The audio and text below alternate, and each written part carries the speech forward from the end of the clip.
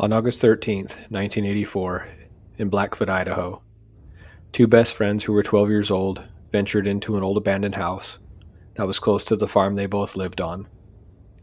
When they didn't return home that night, their families and neighbors went searching for them. One of them was found 16 hours later in the abandoned house, in the dark, dirt-floored basement.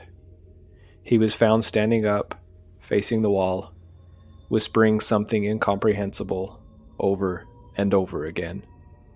His hair had turned white, and he would not speak when spoken to. For many years after, he never uttered a word. His parents eventually sent him to live in an assisted living center for youth to see if he could get help.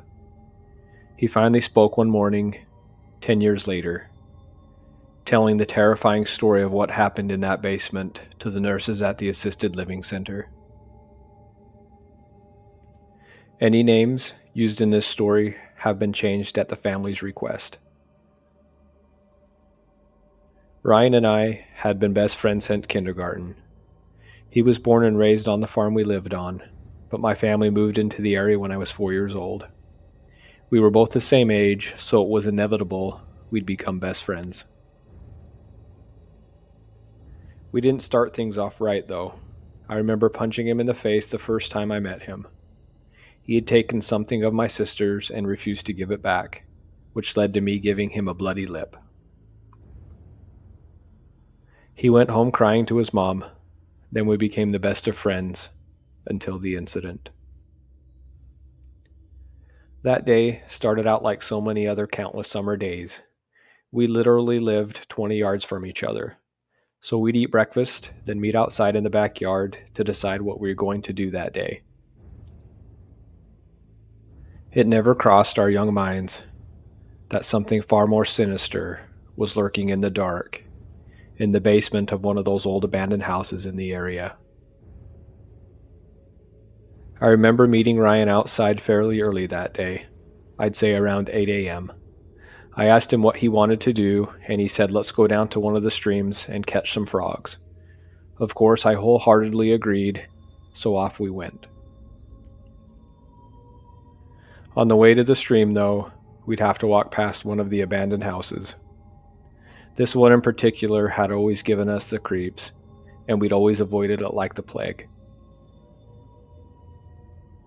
As we were walking down the dirt path, talking about random things, we started walking past the abandoned house when suddenly we heard the voice of a little girl saying, "Help me, help me.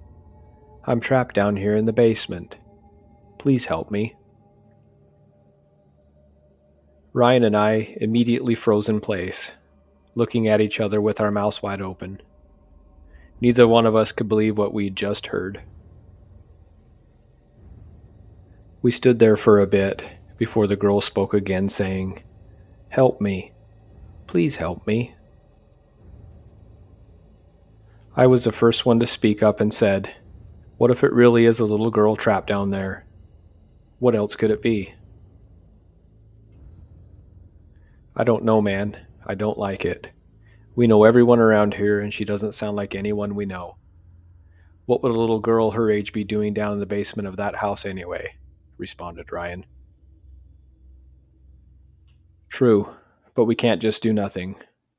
Let's take a quick look, and we can always leave to go get help," I said. "Fine, man, but I don't like it, and don't think we should be doing this," said Ryan. We both mustered up what little courage we had and started slowly creeping over to the house, tiptoeing as we went. As we got within touching distance of the abandoned house, we again heard the little girl. "Are you coming? Please come help me." I'll never forget the shiver of fear that shot up my back. The hairs on my arms were like needles standing straight up. The front door was all but gone, so we walked up the steps and stuck our heads inside and looked around. The place smelled horrible. It's a smell that's never left my nose. As we stood there in the doorway, the girl again spoke. This time her voice was calmer than before, and it didn't seem right. "I know you're there. Come help me. I'm down here." That was it for me. As I was about to turn around and leave and say to Ryan, "Let's go," he suddenly jumped up and ran for the stairs that led to the basement.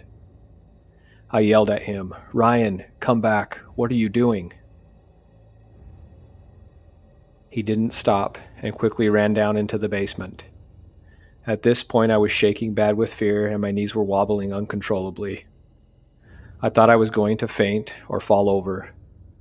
I stood there thinking about what I should do. I knew I couldn't turn and leave my best friend there, but I was also the most scared I've ever been in my life.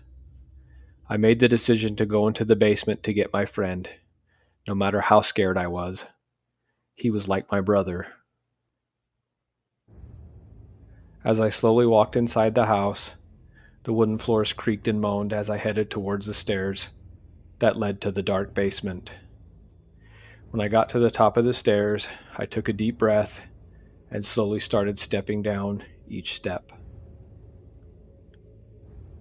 As I proceeded down the stairs, I called out Ryan's name in a low voice, but he didn't answer.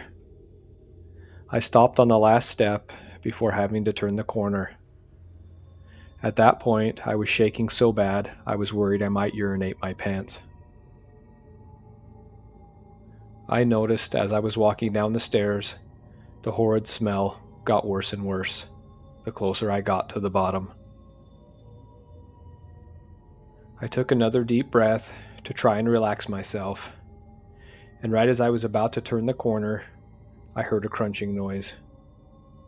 This made me pause and think, what could that be? As I slowly turned the corner, I could see the basement was very dark and hard to see anything.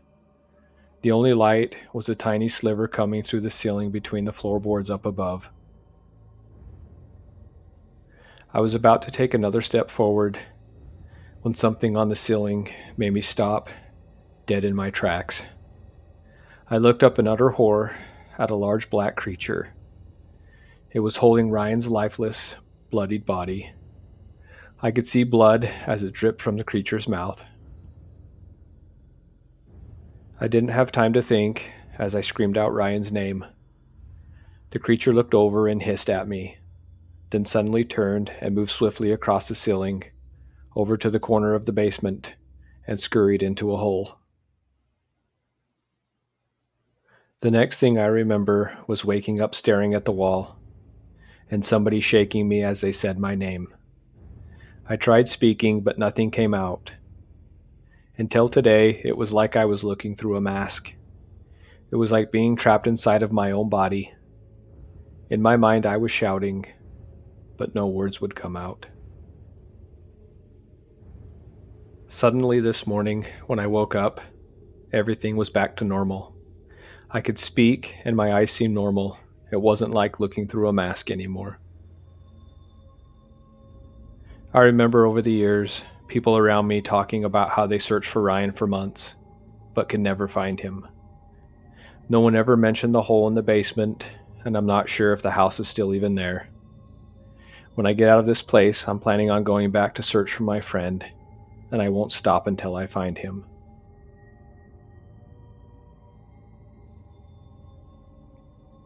For more scary horror stories,